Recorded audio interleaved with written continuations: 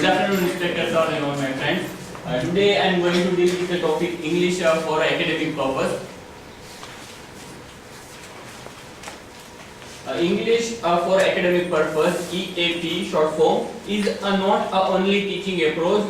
It is a more than teaching approach. So we can see there are many approaches in English languages. So teaching English for academic purpose is one branch of teaching approaches. It is also a branch of applied linguistics consisting of a significant body of research into effective teaching and assessment approaches, methods of analysis of academic languages, need of students, analysis of the linguistics and disclosures, structures of academic text, and analysis of the textual practices for academics.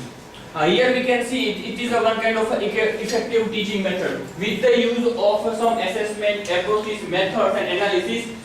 It is useful for our teaching English in a language. So English for academic purpose is a one kind of a thing which helps to improve the language of English of students. English for academic purpose. In the English for academic purpose, there are many intention of a writer and writer or critics. So English it is useful for them that how skills required to perform in English speaking academic in academic context. So in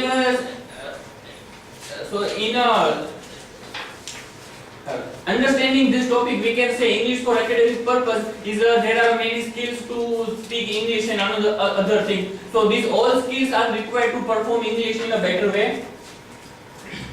Programs may be divided into professional courses and courses taken alongside the students' other subjects. In a former case, sometimes EAP, English for academic purpose, courses may be intended to raise students' general English level. So first we have seen some skills are required, and here we can see it is useful for maybe intended to raise students' general English. So there are some intention of critics to improve the English language.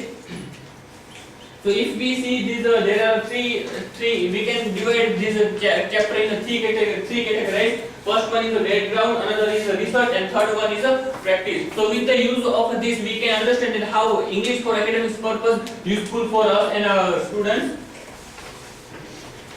Background. So let's say take some glimpses of a background. That the terms EAP was the term EAP, English for academic purpose. It is come from a British, so British organization. With the use of British organization, we can understand this term. And SELMAS of special English language materials for overseas university students.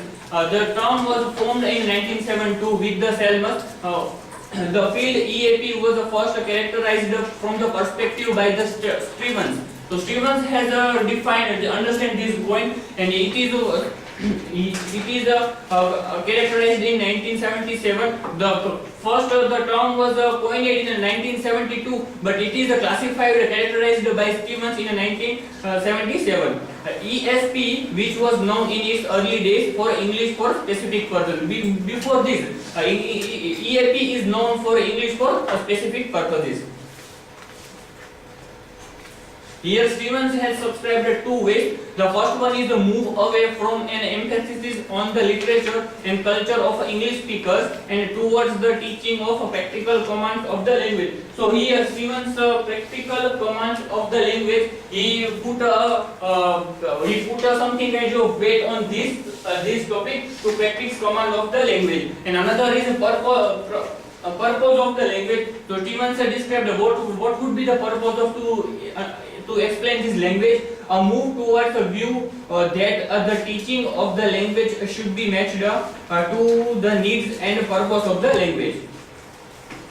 So here discussing ESP and EAP, Stevens in 1977 argued that courses can be specific in four ways. The first way is by here we can see by restricting the language taught only those skills which are required for the learner's immediate purpose. Second one is by selecting from the whole language only those items of vocabulary, grammar, pattern, linguistics, function, etc. which are required for the learner's immediate purpose. A third one is by including only topics, themes and discourse contexts that are directly relevant to the learner's immediate learner's need.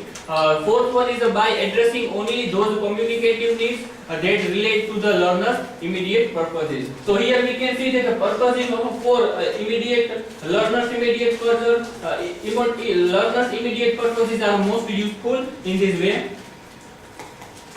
Need analysis. So what is the need analysis? Need analysis indicates that the study situation is more specific. Many of the same areas of study the skills are taught. So in the need analysis, there are study of skills are there are many skills stored. So there are many skills is stored in this way. Another one is a register, lexical and grammatical structure features, discourse, the effect of communicative context, the relationship between the text, discourse and the speakers, writers, here readers. Another one is genre, how language is used in a particular setting, such research papers, a dissertation, a formal lecture. So now let's move to another topic, research. As is the case in English for specific purpose, much of the English for academic purpose materials developed described in the practice section below is undefined by work in the needs analysis. Jordan sees the 4 dimensions of needs. So here Jordan described the 4 here is the 5 dimensions. Those of the target situation, of the employer or the sponsors, of the students and of the course designers and or teacher. Research into EAP falls with one or more of these areas. Research into the academic language needs of students is more humanistic. So this research takes the students as a more humanistic way. They follow the idea, concept of students, and with the use of students' humanistic approach, it is useful. Practice. Now let's discuss how practice is applied here. EAP courses also typically focus attention on the language skills, separately the rules and the strategies of academic skills. Academic skills are not like those of general language skills, and this is acknowledged in the books, such as there are many books with the reference of we can enrich our knowledge of EAP and ESP. The books are the study of listening, study of writing and study of reading. And these all popularly used in many countries. These books are used in many countries in a different way. So in conclusion, I would like to say EAP is the thrilling and important aspect of TESOL. TESOL means teaching English through speakers of other language. That has so far received less attention from researchers than it deserves. It is also more complex and potentially problematic than most English language teachers recognized at the beginning of their EAP teaching. So that was from my side. I have taken the sources from these three things: assignment and Wikipedia and a text of our English